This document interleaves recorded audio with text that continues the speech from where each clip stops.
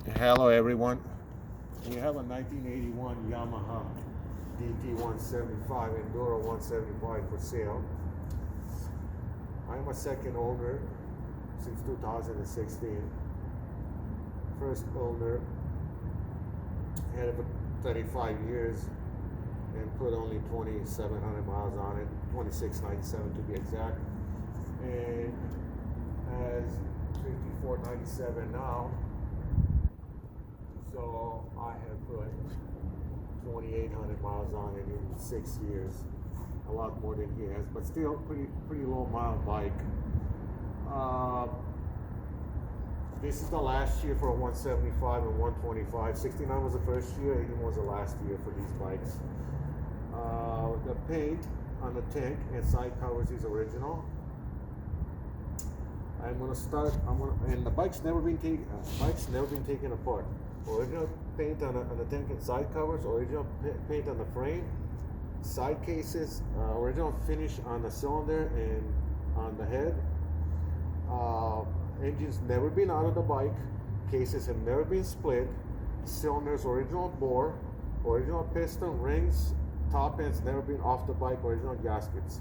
And the amazing part is it's not leaking anywhere, not even seeping. It's almost surgically clean.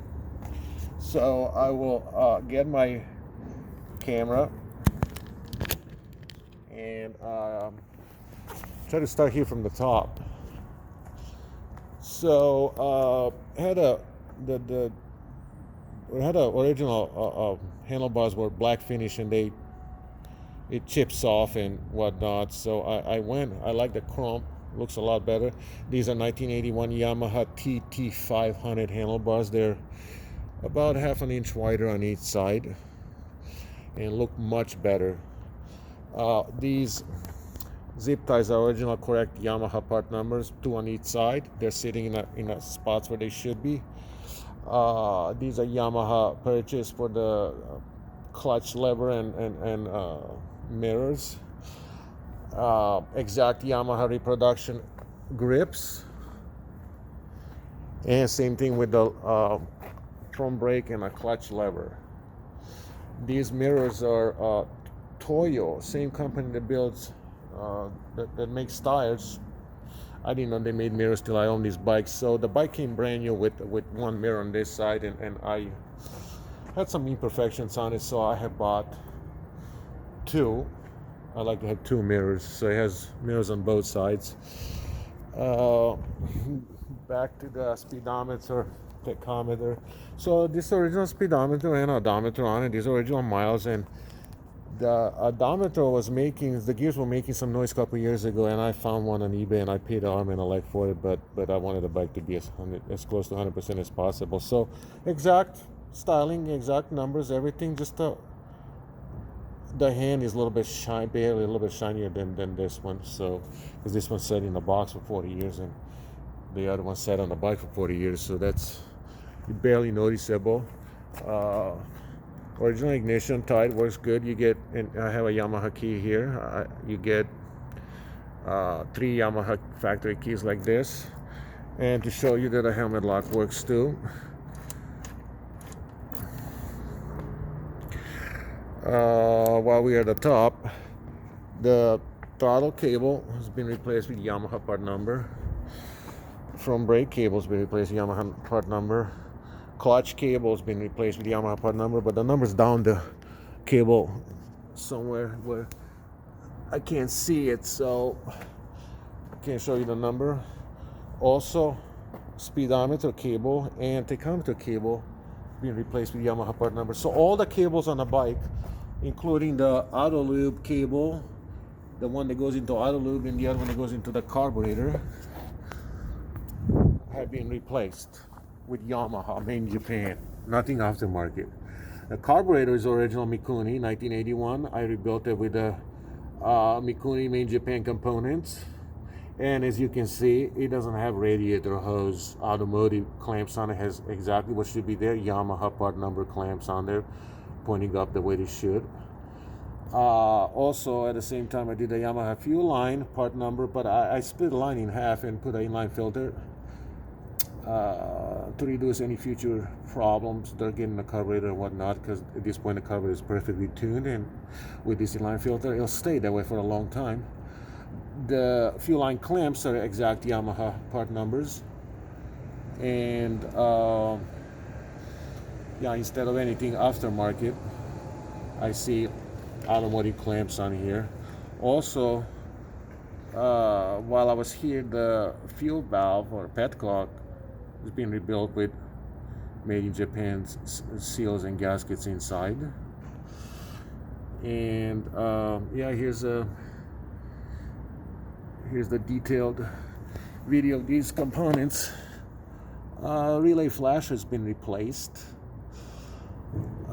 This mechanism that splits throttle cable from 1 into 2 has been replaced.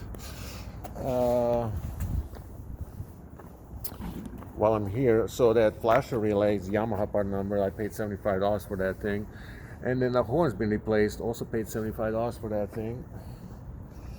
The only aftermarket things on the whole bike is headlight guard, a rack in the back, and signals are exact lookalikes of the original ones. If I didn't tell you, you would have never known. So other than those three, everything else is Yamaha. The front fender is original 81. The rear one's being replaced with the exact part number was on there. Brake shoes are original. When I replaced the original tires, I looked at them, I couldn't believe it. They were 90% left, front and back, left them alone. All original hubs, spokes, wheels, chrome on the wheels. I got it with original tires at 2,700 miles, which were Bridgestone trail wings, and Bridgestone doesn't make those tires anymore, so the IRC does, which is another Japanese company, tire company. So identical block pattern, so I have put IRCs on it. Went one size up in the front and 2 sizes up in the back. So in the back I went from a 3.500 to 4.00, and the front from 2.75 to 3.00. Fork seals and wipers have been replaced about 1,000 miles ago, so they're not leaking, and at the same time these new boots have been put on. Back to the hubs and wheels, the wheel bearings look and felt brand new at those miles. So when I was doing the tires, IRC tires, I like to, if possible, like to do a matching tube, so they're also IRC tubes. The bead locks were on original tires were like brand new, so I just used the Yamaha bead locks.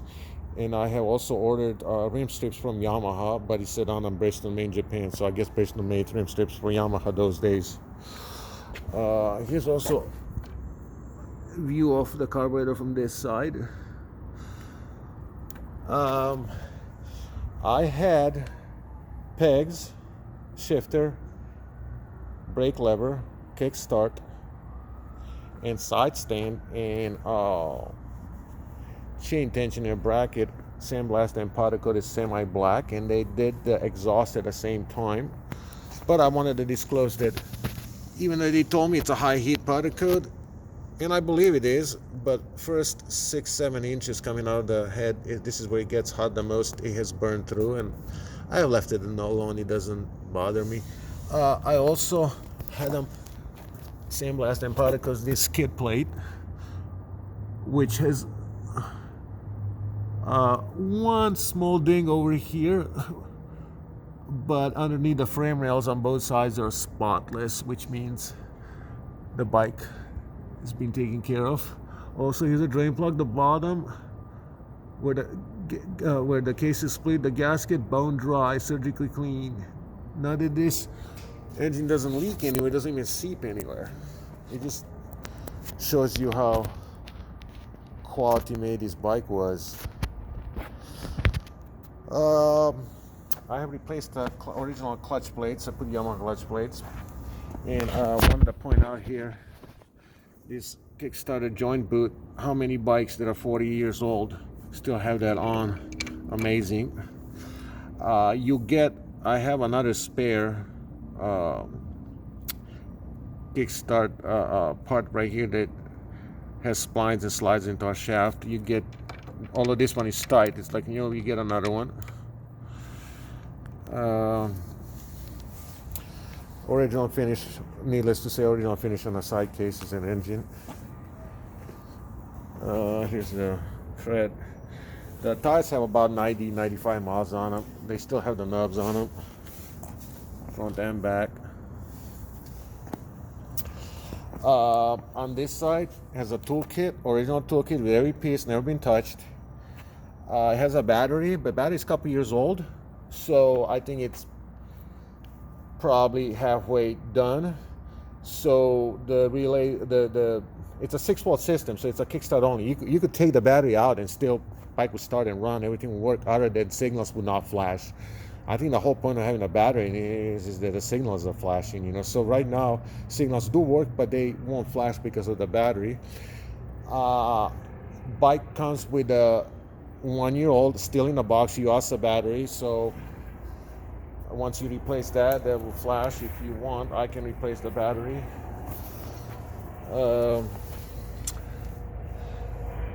Chain and sprockets have been replaced. Factory stock came with a 16 front and 49 back, but this bike, under my ownership, and it appears like under the previous owner's ownership, has never seen dirt. So I always rode it on the street. So to bring the RPMs down, I went from a 49 to a 44 sprocket in the back, so that way it brings the RPMs down, which means longer life and better gas mileage and whatnot. I rode it to my work for a year and a half, save money on gas, and I did. And you can do the same thing. It gets, even though there's a 2-stroke, it's still not bad. It gets between 60 and 75 miles to the gallon. So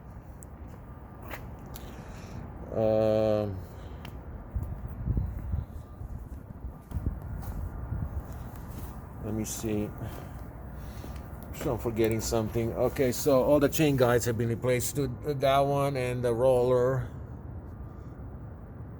Here's a shifter shaft seal, bone dry, doesn't leak anywhere. Everything's there, nothing's missing down to the smallest pieces. Wanted to point out this plastic bracket that guides the outer loop cable.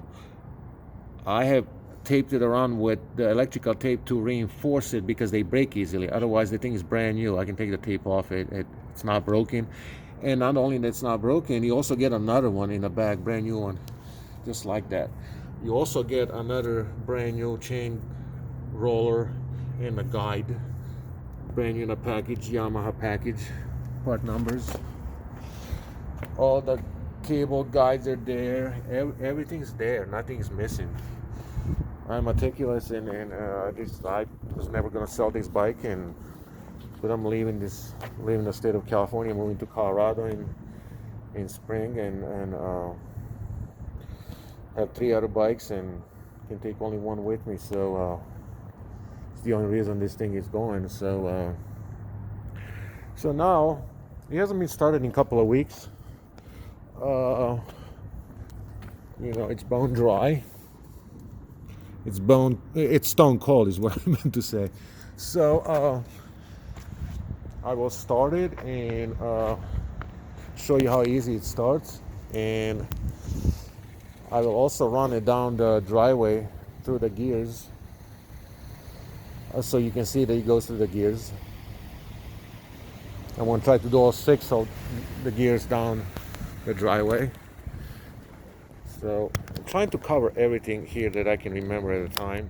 I'm sure I'm going to miss something. But just like I said, other than a dead battery,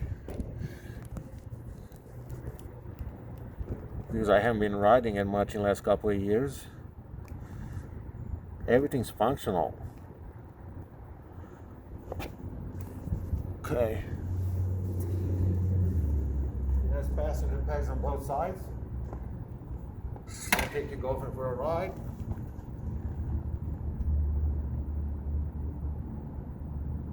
So gas on, choke on, switch on, ignition on.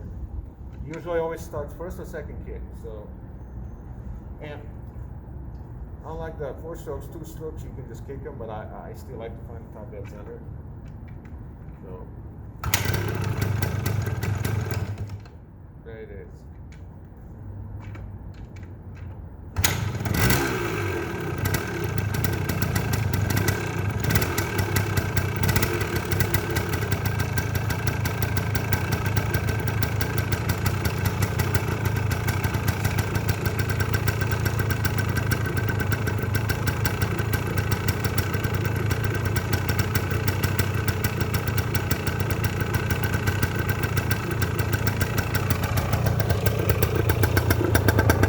Headlight works. Headlight works. That's a high beam. That's a low beam. So all the switches work here. Off and on switch works. The horn is not allowed because the battery is low. So that's a horn, that's a left-right signal, that's low and high. All the idiot light works. The oil light is on these always till you put in the gear, so that way remind you check your oil. The oil tank is always full religiously. I always kept Yamaha DT175 and it makes me 2R, so that way it's getting the best of both worlds. Regular and synthetic. So anyway, oil light works on a tachometer. Neutral light, high beam. I don't know if you can see it lights up here in the dark, but it did. And also when you replace the battery, the turn light will work on. And the tachometer too. So behind this cover is a toolkit. I don't know if I mentioned this before or not. It's a toolkit that's never been touched. It has every piece in it. Oil tank and a battery. On the other side is the air filter axis. Air filter is brand new. Squeezed in oil sprayed on it and squeezed out. Chain's been lubed, cleaned and lubed. It's turnkey. It's ready to go. It needs nothing.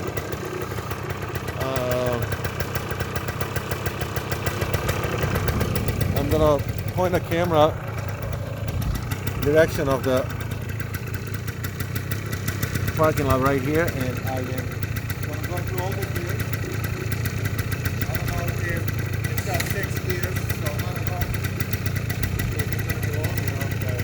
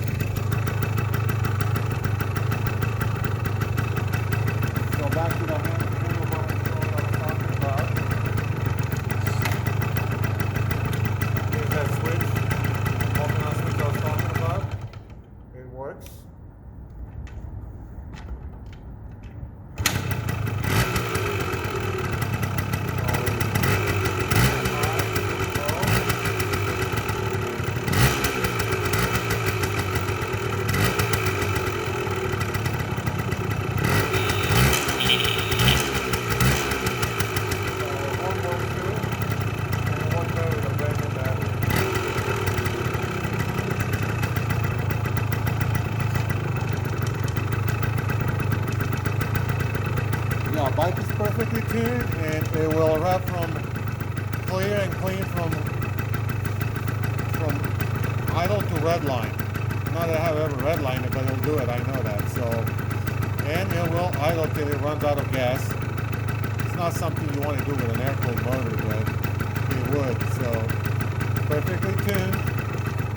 Got a line fuel filter. Start it up and ride it once a month. It should stay like this for years. So, carburetor-wise, nothing to worry about. These were 6.8-to-1 low compression motors. So, I tested the compression on it. It's 140. That's pretty much like right out of the box. So mechanically, it's 10. Cosmetically, maybe not 10, but 8.5. And you know, you can for $600-700, you can have it repainted and shiny and all that. But I'd much rather have an original one like this. As in my opinion, they always work more than repainted ones. It's hard to redo and all the original graphics and stickers. It looks the best when it's original. Once the cucumber becomes a pickle, there's no going back. And I think collectors value original bikes more than bike is for sale. It will come with a repair manual, and will also come with the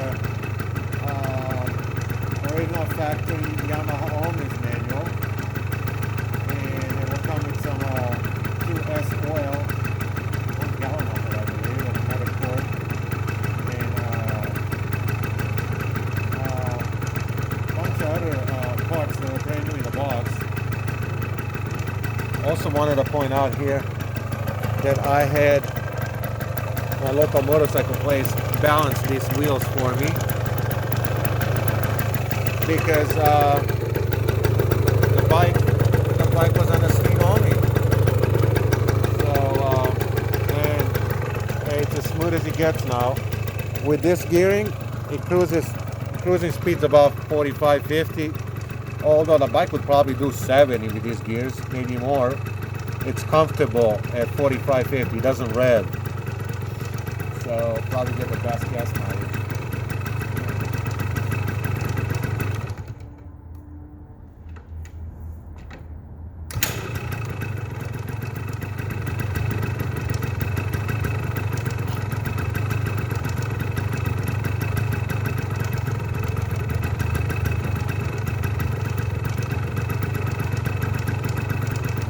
Last year that I have not ridden it, I always start it up once a month, and then what I do is I turn the fuel valve off and let it run out of gas, so that way there's no gas left in the carburetor.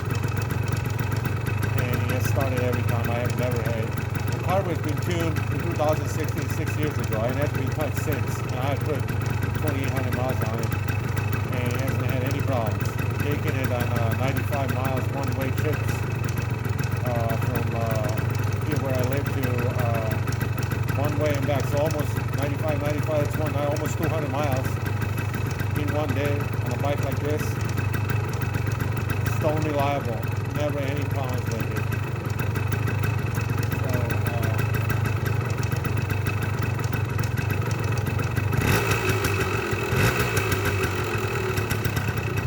So thanks for watching, and if you have any questions, let me know. Bike also will come with registration and clean and clear California title in my name. 0 fees owed. Registered till February of 2023. So no surprises. 0 surprises on this bike. It's a pretty reliable investment bike. You know, you buy a new bike or a 10 or even a 20-year-old bike, next year will be worth less. Less and less. This is an investment. This thing will only go up in value if you keep it the way it is. You know, I enjoy riding and looking at it. So the only reason it's for sale is because I'm leaving California in the springtime and going to Colorado, and I have 3 other bikes and can't take them all with me. I'm taking one with me. So